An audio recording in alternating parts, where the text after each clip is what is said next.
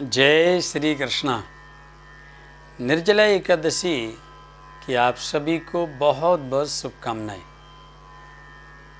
कब मनाई जाएगी निर्जला एकादशी? क्या है इसकी विधि? निर्जला एकादशी का क्या है महत्व? निर्जला एकादशी पर क्या क्या करना चाहिए और कौन कौन सी वस्तु है त्याज्य? निर्जला एकादशी की महिमा का वर्णन किसने किया, क्यों किया, इसे भीमसेनी एकादशी क्यों कहते हैं? आज हम सनातन भक्ति पथ चैनल पर चर्चा कर रहे हैं निर्जला एकादशी। सर्वप्रथम आपको हम ये जानकारी शेयर करना चाहते हैं, निर्जला एकादशी 18 जून मंगलवार को मनाई जाएगी और यह सर्वेशाम है। स्मार्तों की भी 18 जून को है और वैष्णवों की भी 18 जून को है। इसलिए आप आनंद पूर्वक 18 जून को निर्जला एकादशी मनाएं। इसका दूसरा नाम है भीमसेनी एकादशी। तो 18 जून को सर्वेशाम एकादशी का व्रत है। एकादशी सभी व्रतों का राजा है। जब आप एकादशी का व्रत करते हैं तब भगवान नारायण आपके ऊपर परम प्रसन्न होते हैं। व्रत एकाग्रता का नाम है। व्रत करने से मन की एकाग्रता, इंद्रियों की एकाग्रता, भाव की एकाग्रता, विचारों की एकाग्रता के साथ आप जब उपवास करते हैं तो उपसमीपे वसनम, आप अपने आराध्य के समीप में चले जाते हैं, मन से समीप में चले जाते हैं, वाणी से समीप में चले जाते हैं, विचारों से समीप में चले जाते हैं, बुद्धि से समीप में चले जाते हैं, भावना से समीप में चले जाते हैं। और जब आप समीप में चले जाते हैं तो अपने भगवान समीप में जाते हैं तो अपने भगवान की उस आनंद स्वरूप झांकी को अपने हृदय में पाते हैं। आप भगवान की उस करुणामयी छटा को अपने मन में पाते हैं। आप जब उसके सानिध्य में चले जाते हैं तो आपके चित्त में उसका चित्र चिपक जाता है, उस पर ब्रह्म का, उस परमेश्वर का, उस नारायण का, उस इष्ट का, जिसे आप मन से मानते हैं, जिसे आप अपना बनाते हैं। तो एकादशी का व्रत जो है यह आपको करना है 18 जून को और सभी को आनंदित होकर के करना है, प्रेम से करना है। सभी को प्रयत्न करके एकादशी का व्रत करना चाहिए। एकादशी को क्यों इतना महत्व दिया गया है? क्योंकि वह जो आपकी 11 इंद्रियां हैं, पंच कर्मेंद्रियां, पंच ज्ञानेंद्रियां और 11वां आपका मन, इन 11 को पवित्र करने का काम, इन 11 को एकत्रित करने का काम, इन 11 को श्रेष्ठ बनने का काम केवल एक व्रत से होता है और उसे कहते हैं एकादशी का व्रत। एकादशी व्रत के दिन जब आप आनंद पूर्वक स्वच्छ मन से, स्वच्छ शरीर से, स्वच्छ वस्त्र धारण करके और स्वच्छ विचारों के साथ अपने आराध्य के सानिध्य में बैठकर आराधना करते हैं तो आपका परमात्मा, आपका इष्ट आपके ऊपर परम प्रसन्न होता है। क्या है इसकी विधि, क्या है इसका नियम? तो आज हम चर्चा करें निर्जला एकादशी की। निर्जला अर्थ बिल्कुल साफ है। जिस दिन जल ना लिया जाए वह निर्जला है। और एकादशी तो आप जानते हैं वर्ष में 24 एकादशियां हैं, उसमें एक निर्जला है। आपको इंद्रियों से व्रत करना है। हम कभी कभी क्या गलती कर देते हैं, हम जिह्वा से तो व्रत करते हैं, रसनेन्द्रिय से है, लेकिन जो वाणी है ना उससे व्रत नहीं करते, आंखों से व्रत नहीं करते, कानों से व्रत नहीं करते, त्वचा से व्रत नहीं करते, मन से व्रत नहीं करते, तो वह व्रत आपका आधा फलीभूत होता है, और कभी कभी तो फलीभूत होता ही नहीं है। व्रत आपको एकादश इंद्रियों से करना है। एकादश इंद्रियों से व्रत कैसे होता है महाराज? उसमें आपको जल भी नहीं पीना है, उसमें आपको भोजन नहीं लेना है, प्रसाद नहीं लेना है। यह व्रत तो हुआ आपकी क्षुधाग्नि का, जठराग्नि का। लेकिन जिह्वा से व्रत करना है, आपको कठोर नहीं बोलना है, आपकी वाणी में तीव्रता नहीं होना चाहिए, आपकी वाणी में मधुरता हो, आपकी वाणी में एक निर्झरता हो, एक रस हो, एक प्रेम हो, ऐसी वाणी आपको उच्चारण करना है। नेत्रों से व्रत क्या है? नेत्रों से बुरी चीज नहीं देखना है, और वो इधर उधर नहीं, मोबाइल में भी बुरी चीज नहीं देखना है। हम सभी का व्रत खंडित करने का काम अगर कोई कर रहा है तो ये मोबाइल कर रहा है। आप जब मोबाइल पर व्रत रहते हैं, कार्य कोई करते ही नहीं, तो मोबाइल पर लगे रहते हैं, उसमें क्या क्या छवियां आती हैं, उससे आपके नेत्रों का व्रत भंग होता है।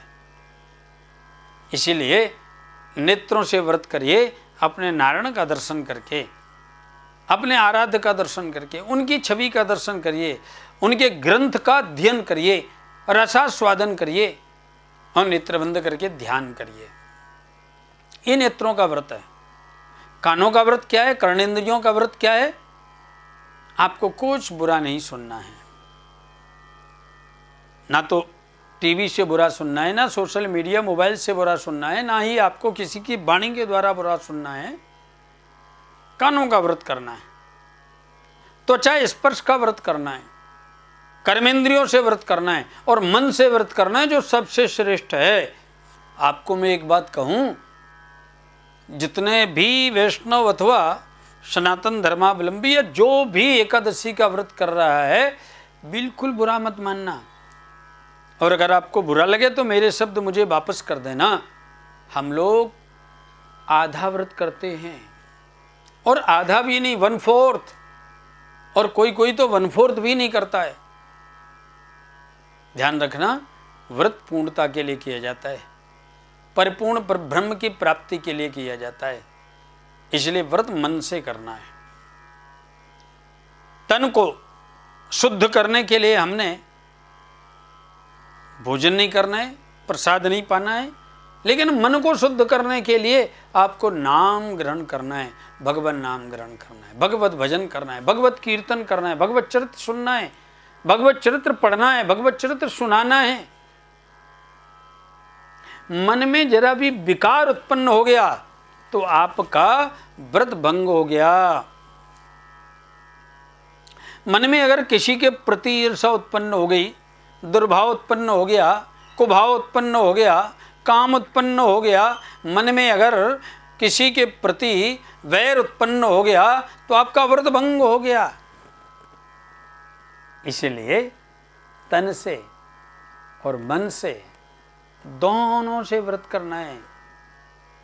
एकादशी का व्रत, आप जब एकादश इंद्रियों से व्रत करते हैं तो यह व्रत आपको सीधे आराध्य से मिलाने का काम करता है, परमात्मा से मिलाने का काम करता है, पर ब्रह्म की परिपूर्णता प्रदान करने का काम करता है, और आपको उसके समीपता का एहसास होता है।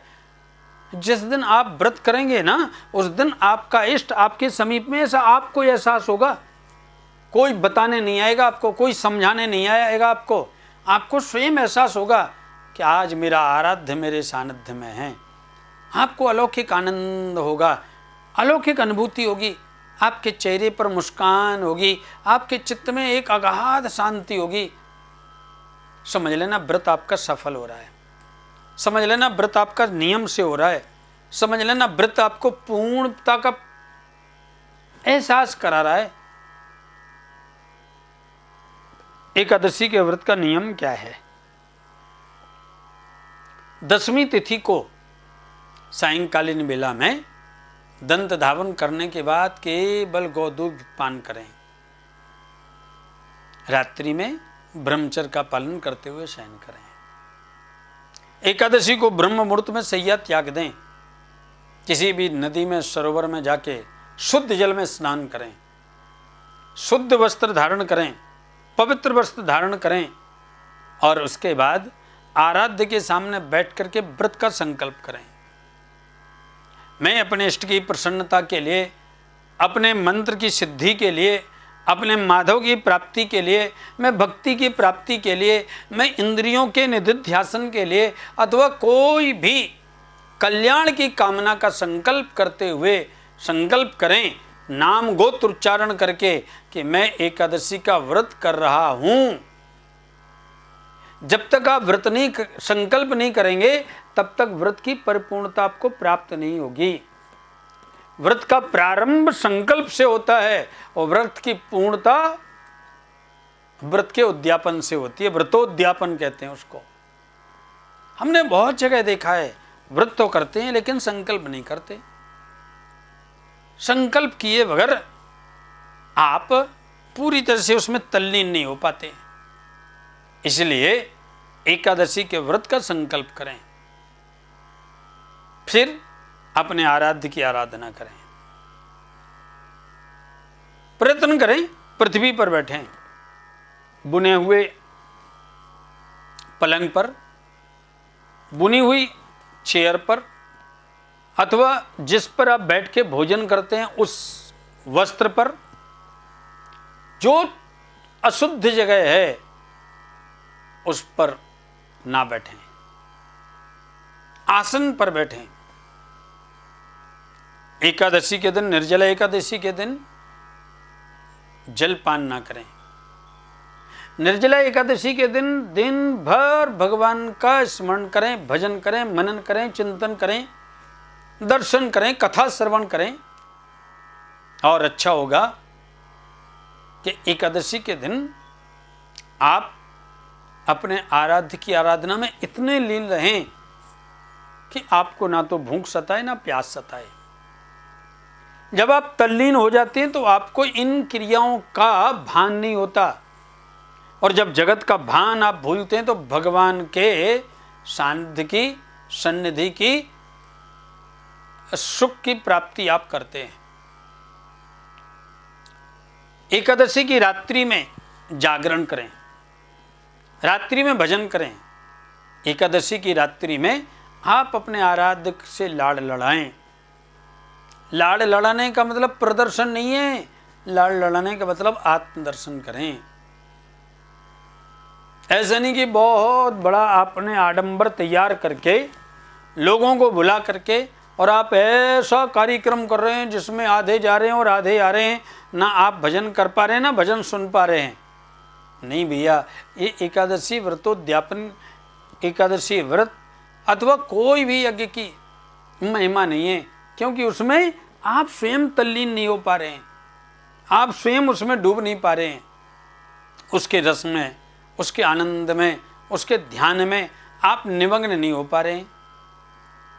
तो एकादशी की रात्रि में जागरण करें। द्वादशी को ब्रह्म मुहूर्त में उठ करके स्वच्छ जल में स्नान करें, संध्या वंदन करें, भगवान की आराधना करें। उसके बाद चरणामृत पान करके पारायण करें। फिर ब्राह्मण को प्रसाद ग्रहण कराएं। उसके बाद दक्षिणा वस्त्र देकर के ब्राह्मण का पूजन करें और उसके बाद में स्वयं प्रसाद ग्रहण करें।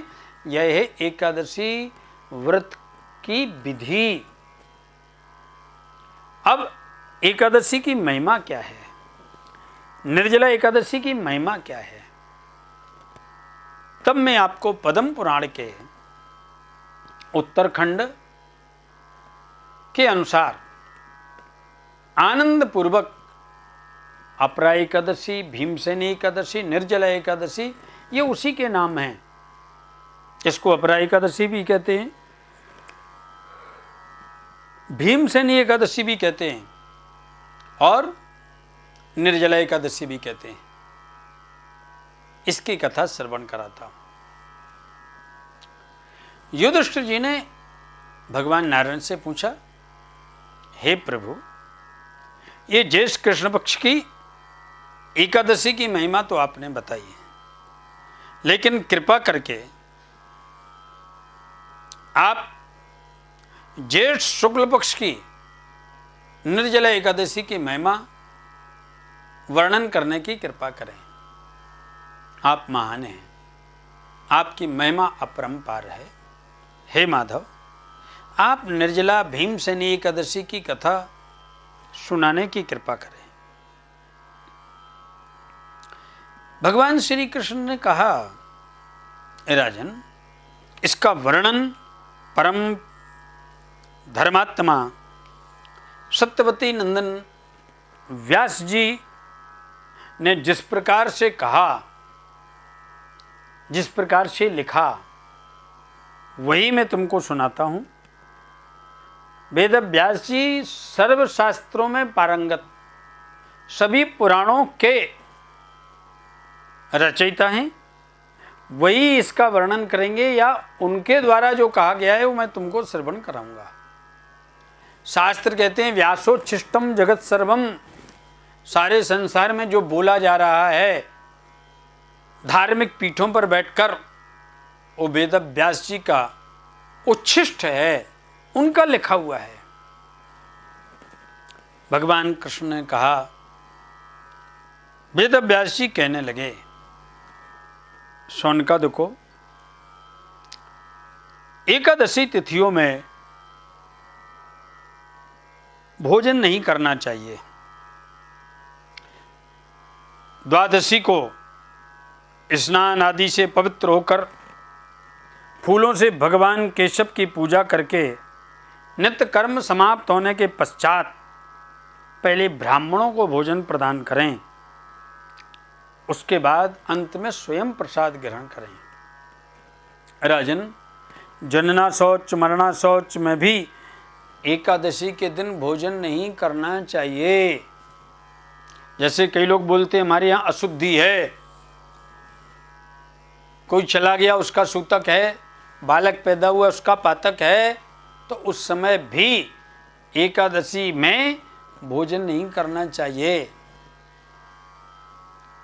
भीमसेन जी ने कहा, महाराज, आप परम बुद्धिमान पितामह हैं। हे प्रभु, मेरी बात सुनिए। राजा युधिष्ठिर, माता कुंती, द्रौपदी, अर्जुन, नकुल और सहदेव, ये सब एकादशी को भोजन नहीं करते, तथा मुझसे भी हमेशा यही कहते हैं, भीमसेन तुम भी एकादशी को व्रत करो। किंतु मैं इन लोगों की कही हुई बात पर कह देता हूँ, मुझसे भूख सही नहीं जाती, इसलिए मैं व्रत नहीं कर सकता। भीमसेन जी की बात को सुनकर के वेद व्यास जी ने कहा, यदि तुम्हें स्वर्ग की प्राप्ति अभिष्ट है, चाहिए, तथा नरक को दूषित समझते हो, तो दोनों पक्षों की एकादशी को भोजन करना निषेध है। दोनों एकादशियों को भी भोजन नहीं करना चाहिए। कितनी सुंदर बात श्री वेद व्यास जी ने कहा है। आपसे मैं कहना चाहता हूं, 15 दिन में एक दिन ऐसा रखो, अपनी जठराग्नि को थोड़ा समय दो, जिससे कि आपका व्रत भी हो जाएगा और शरीर भी स्वस्थ होगा। अधिक खाने से शरीर में रोग उत्पन्न होता है, और रोग जो अमूल्य निधि हमको शरीर के रूप में मिली, उस निधि को समाप्त कर देता है। इसलिए 15 दिन में एक दिन भोजन का त्याग करो। नहीं रहा जाता तो फलाहार ग्रहण करो, भोजन का परित्याग करो। भीमसेन बोले, महाबुद्धिमान पितामह, मैं आपके सामने सच्ची बात कहता हूं, एक बार भोजन करके भी मुझसे व्रत नहीं किया जा सकता, फिर उपवास करके तो मैं रह ही कैसे सकता हूं। मेरे उदर में वक्र नामक अग्नि सदा प्रज्वलित रहती है। अतः जब मैं बहुत अधिक खाता हूँ तभी वह शांत होती है। इसलिए महामुने, मैं वर्ष में केवल एक ही उपवास कर सकता हूँ जिससे स्वर्ग की प्राप्ति सुलभ हो तथा जिसके करने से मैं कल्याण का भागी हो सकूं। ऐसा कोई एक व्रत निश्चय करके बताइए, मैं आपका यथोचित रूप से पालन करूंगा। वेदव्यास जी ने कहा, भीमसेन, ज्येष्ठ मास में सूर्य वृषभ राशि में हों या मिथुन राशि पर शुक्ल पक्ष की एकादशी का आचमन करने के लिए भी मुख में ना जल डाल सको, इस प्रकार से निर्जला एकादशी का व्रत करो। उस जल को छोड़कर अन्य किसी भी प्रकार का जल विद्वान मुख में नहीं डालते, अन्यथा व्रत भंग हो जाता है। एकादशी को सूर्योदय से लेकर दूसरे दिन के सूर्योदय तक मनुष्य जल का त्याग करे तो यह व्रत पूर्ण होता है। तदनंतर द्वादशी को निर्मल प्रभात काल में स्नान करके ब्राह्मणों को विधि पूर्वक जल स्वर्ण आदि दान करें। इस प्रकार सब कार्य पूरा करके जितेंद्रिय पुरुष ब्राह्मणों को भोजन कराने के बाद भोजन करें। वर्ष भर में जितनी एकादशियां हैं राजन, उन सब का फल निर्जला एकादशी के व्रत से सेवन करने से पूर्ण फल प्राप्त कर लेता है। उसे 24 एकादशी का फल प्राप्त होता है, जिसमें तनिक भी संदेह नहीं है। शंख चक्र गदा पद्म धारण करने वाले भगवान केशव ने मुझसे कहा था कि यदि मानव सबको छोड़कर एकमात्र मेरी शरण में आ जाए, एकादशी को निराहार रहे, तो वह सब पापों से छूट जाता है। एकादश्याम दिने योनम भुंक्ते पापम भुनक्ति सा इह लोके च चंडालो मरता प्राप्नोति दुर्गतिम। राजन, जो व्रत करता हो सभी पापों से मुक्त हो जाता है। एकादशी व्रत करने वाले पुरुष के पास विशाल विकराल आकृति वाले काले काले दंड पाश धारी भयंकर यमदूत नहीं जाते।